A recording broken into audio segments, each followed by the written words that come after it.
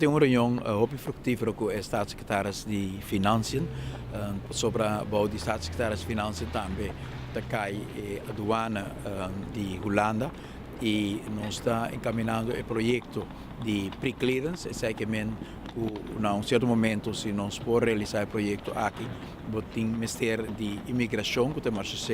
de Holanda na Aruba, pero tem Ministério de Douana holandês também na Aruba para por realizar o pre-clearance para a Europa na Aruba. O projeto aqui nós está encaminhando junto com o Staatssecretário Steven também,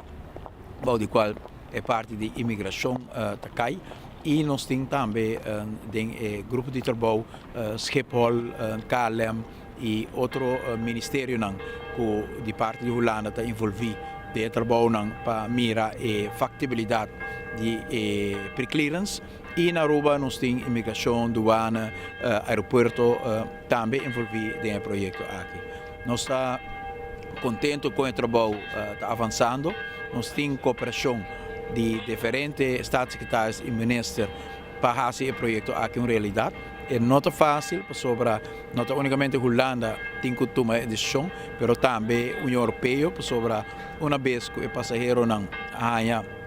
e pre-clearance na Aruba, de momento aí também não wordt gecleared para dentro da União Europeia. E por motivo aí o trabalho não está encaminhado também para a aprovação de Bruxelas para o momento que nós podemos realizar projeto assim,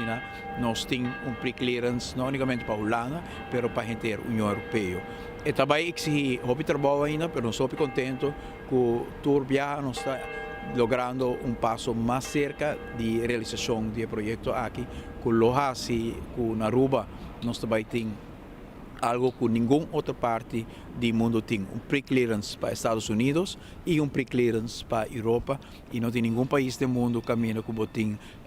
pre-clearance para dois continentes grandes aqui, e nós estamos muito contentes com a iniciativa de nosso país, essa insistência, nossa visão,